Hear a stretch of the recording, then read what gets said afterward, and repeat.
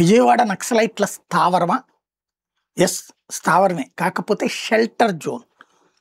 అంటే ఛత్తీస్‌గఢ్‌లోనో, ఒరిస్సాలోనో లేకపోతే మరొక రాష్ట్రంలోనో వీళ్ళ హింసాకాండ చేసినో లేదా హింసాకాండని ఎదిరించినో అక్కడ గొడవలు పడ్డాక రిలాక్స్ కావాలనుకున్నప్పుడు విజయవాడ వచ్చేస్తారు.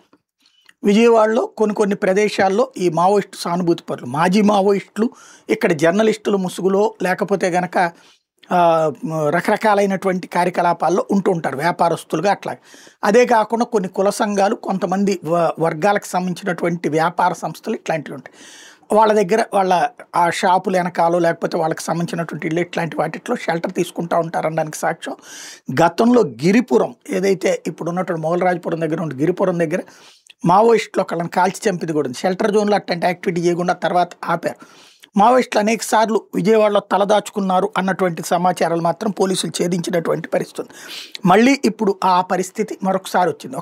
విజయవాడే కాకుండా ఆంధ్రప్రదేశ్లోని వివిధ ప్రాంతాల్లో కాకినాడ ప్రశాంతతకి నిలవైనటువంటి ప్రదేశం, అక్కడ ఇప్పుడు మావోయిస్టులు తలదాచుకున్నారు.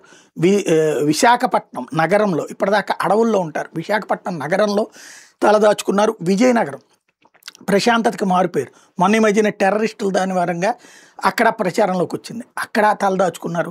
ఏకదం ఇప్పుడు హిడ్మా ఎన్కౌంటర్ ఒకవైపు నడవగానే ఇటు పక్కన దాదాపు 60-70 మంది మావోయిస్టులకు సంబంధించినటువంటి ఇన్ఫర్మేషన్స్ రాష్ట్ర వ్యాప్తంగా దొరకడం, ట్రేస్ అవుట్ చేయడం. అందులో 29 మంది పెనమలూరు దగ్గర ఆటోనగర్లో అంటే విజయవాడలోని ఆటోనగర్ దగ్గర దొరకటం. ఇక్కడి నుంచి చూస్తే ఓవరాల్ కథ మారిపోయింది అన్నటువంటిది స్పష్టంగా కనబడుతుంది. మావోయిస్టులు ఆంధ్రాని షెల్టర్ జోన్గా వాడుకుంటున్నారు, విజయవాడని ప్రధానంగా. ఎందుకంటే ఏకంగా దేవ్జీ బ్యాచీనే అంటే తిప్పిరి తిరుపతి అలియాస్ దేవ్జీ బ్యాచీ ఆయన పర్సనల్ సెక్యూరిటీ అంటే ఓ రకంగా హయ్యెస్ట్ పవర్ఫుల్ బ్యాచ్ దొరికిందనమాట. ఆయనతో పాటుగా వాళ్ళతో పాటుగా హిడ్మా బ్యాచ్ కూడా దొరికింది అక్కడ. వీళ్ళందరూ కూడా కూలీల ముసుగులో వచ్చి అక్కడ ఉంటున్నారు. వాళ్ళు అక్కడ ఉంటున్న దగ్గర నుంచి నిఘా పెట్టారు పోలీసులు అన్నటువంటి తేలింది. ఓవరాల్గా విజయవాడ పోలీసులు గట్టి క్యాచ్ అని చెప్పాలి, కృష్ణా జిల్లా పోలీసులు. అదే సందర్భంలో ఆక్టోపస్ టీము అందరూ కలిసి సంయుక్తంగా కొట్టగలిగారు.